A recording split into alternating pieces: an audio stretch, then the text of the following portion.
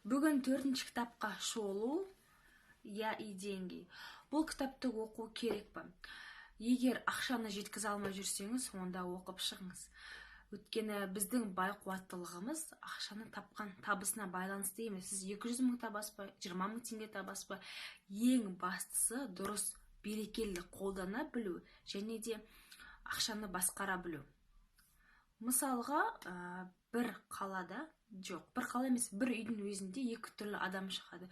Біреуі бай қуатты, жақсы өмір сүреді, екіншісі сәл жағдайы нашар болады. Неге олай? Ол адамның өзіне дара істеген бір қадамдарына байланысты. Және осыған байланысты үлкен қателік. Мен мысалға 100 мың теңге табам, сондықтан ақша жетпейді, ал егер мен 200 табатын болсам, ақшам жетеді деген пікір. Ол оған байланысты емес. Ол тек қана басқа